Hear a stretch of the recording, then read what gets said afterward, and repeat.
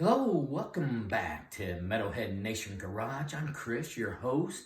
Hey, on this segment, we're going to dig into Van Halen and David Lee Roth. We're going to do an album versus album. It's going to be David Lee Roth's Eat 'Em and Smile versus Van Halen 5150.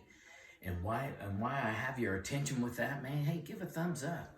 And like the station if you like, and subscribe if you really like it. And we'll get back here to David Lee Roth's 1986 is when this all went down. The previous year, 1985, David Lee Roth, he left the band and made his little EP, Crazy from the Heat. And it was a big splash. I mean, everybody really dug it. It was a little different, little big band. It was, him stepping out on his own. And eventually that led to him going to Eat 'Em and Smile, releasing that in 1986. MTV back in them days, that was big. It was rock, heavy rock rotation for David Lee and Van Halen. And so big, it was going back and forth at that time. They was doing a lot of talking, slamming everybody a little bit here and there. But, for the Van Halen fans back in 1986, in that area, 85, 86, up to the 90s, man, everybody was pretty happy. I mean, David Lee Roth brought that album out. It is really good. Let's just go start.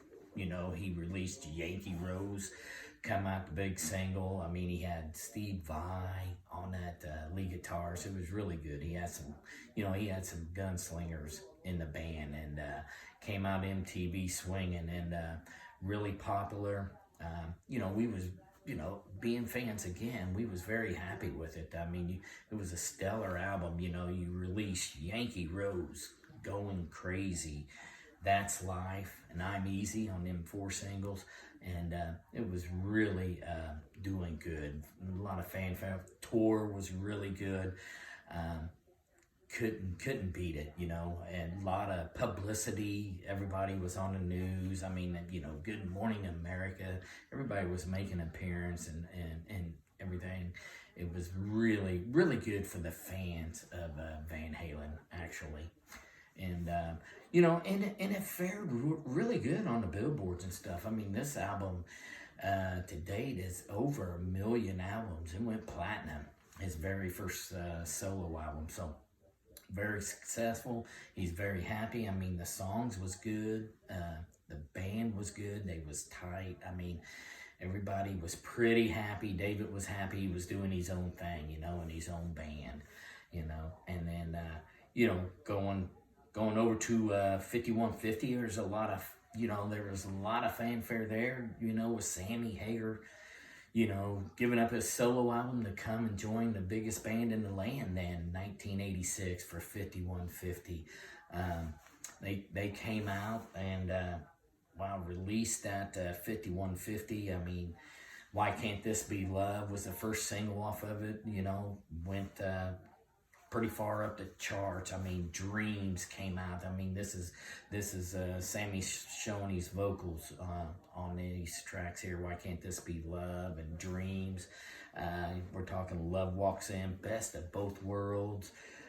Really good hits. 5150. You just couldn't beat it. I mean, everybody was happy with that. A lot of people dug Sammy's lyrics compared to David's at the time.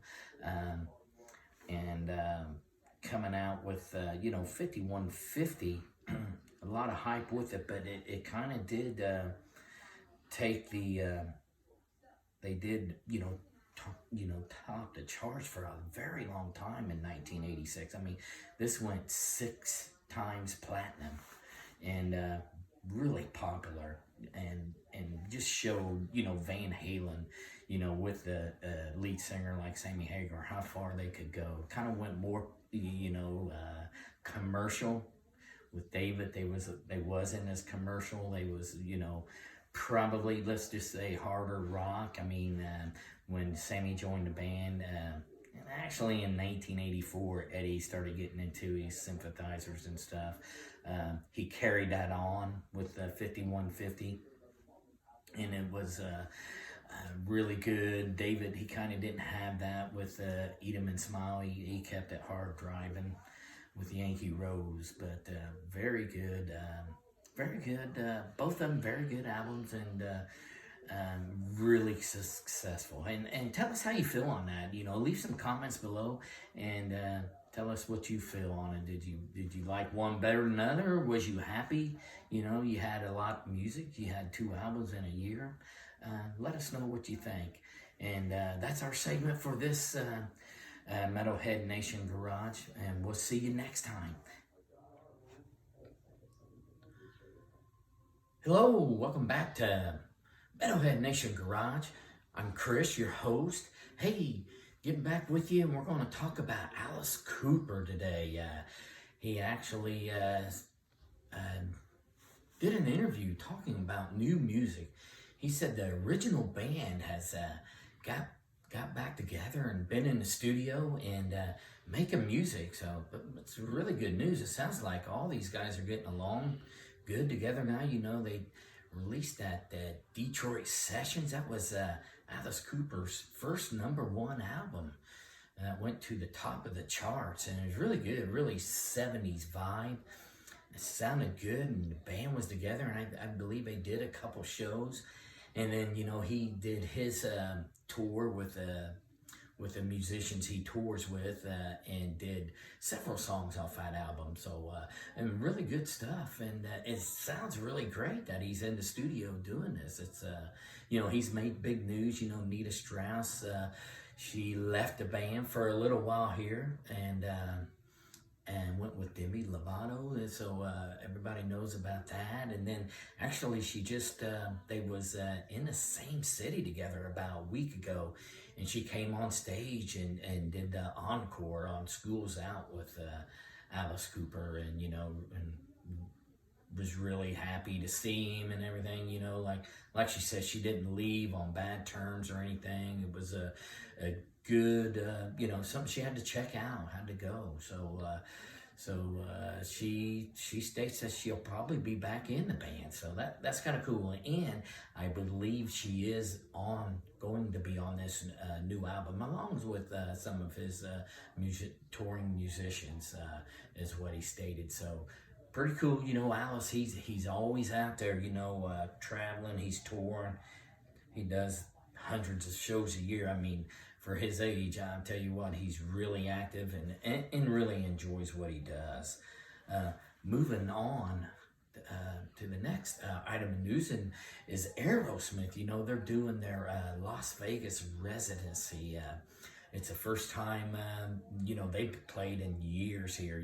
They was down, everybody was down with COVID-19 and things, and then they, Aerosmith was getting ready to go, and then they had some issues. Steven Tyler, he had a relapse. The Kramer, the drummer, his wife had passed. I mean, just some really hardships going on with the band at that time. And actually, Kramer is not playing in the Vegas residency gigs, but coming out with rave reviews. I mean, Tyler sounds really good on the vocals. The band is playing good, and they're hitting on all cylinders. Hopefully this tour continues. I mean, Aerosmith hasn't been out there for a long time, so I haven't heard of any dates past the Las Vegas residencies. They haven't announced any, so you hear that they could retire soon. You never know about these older bands. That's why it's worth getting out there if they come close enough to where you live in your neck of the woods. Go see them, because we just never know anymore. And hey, you never know when we'll shut down America again, and the whole world, I should say. That's kind of sort of what happened. And but yes, we are. Again, Journey and Toto's out there on the touring again, the 50th anniversary. But just wanted to touch on Steve Perry and Neil Sean on their little argument going back and forth. These guys are really still going at it. You know, they're going at it on Twitter, Instagram. You know, Neil Sean's, you know, he's really upset because Perry and them are kind of putting the blame on him, making him the bad man in this argument that they're having. And he's kind of just laying it all out there on the line that, you know, it wasn't him that brought all this turmoil on. He said it was you know, Steve Perry, Smith, Ross Valerie. They tried to take over Journey. And, you know, at the end of the day, he states he just wanted his band back with him and Jonathan Cain. So, he said that's where we're at there, you know. So we'll see what happens there. Hopefully they all get back together. And that's this segment on Metalhead Nation Garage. Hey, give us a thumbs up, like, and if you really like it, subscribe to the channel. And we'll see you next time.